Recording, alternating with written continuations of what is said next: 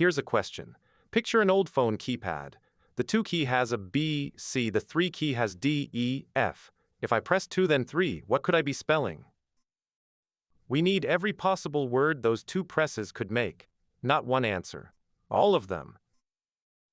Here's the input, the string 23, and here's the keypad mapping we'll work with. Digit 2 gives us 3 choices. Digit 3 gives us 3 choices. So pairing them up, we expect 9 combinations total. Okay, try the obvious thing. We loop through letters of digit 2, and inside that, loop through letters of digit 3. Glue them together. That works for 2 digits. Now what if the input is 234? We'd need another loop inside. For 2345, another one. You can't write the code until you know how long the input is. The depth changes with the input. That's the problem. We need a way to handle any length without writing fresh loops every time. Pause here. Look at what the nested loops were really doing. At each digit, we picked one letter, then moved on to the next digit. That's a choice followed by another choice followed by another. Picture it as a tree. Each level is 1 digit. Each branch is 1 letter we picked. Let's draw it for 23. Root is empty. Digit 2 gives 3 branches, A, B, C. From each of those, digit 3 gives 3 more. Under A we get A, F. Under B, B, B, B, F. Under C, C, D, C, E, C, F. Every leaf is 1 full answer. This shape is called backtracking.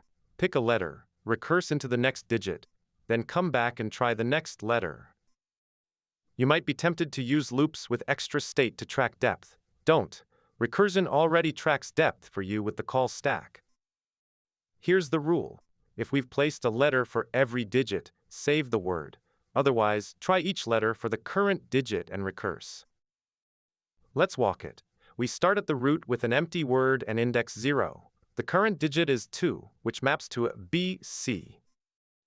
Try a first. We add it to the word and recurse with index 1. The current digit is now 3.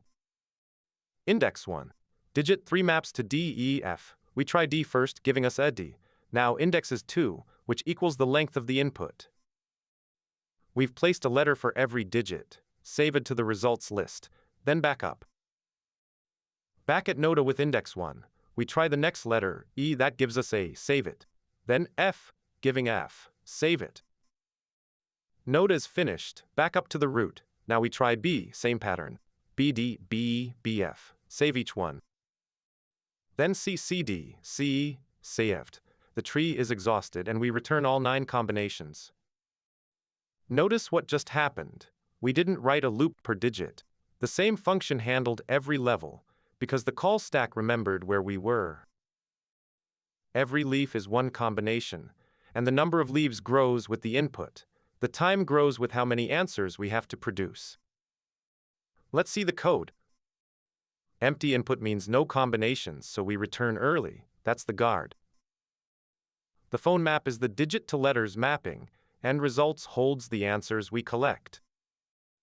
Backtrack takes the current digit index and the word so far. If the index matches the input length, we've placed every letter, so save the word. Otherwise, look up the letters for the current digit and recurse on each one, advancing the index. Kick it off with index 0 and an empty word. And that's the pattern. When the shape of the work depends on the input, let recursion carry the depth. You'll see this trick again.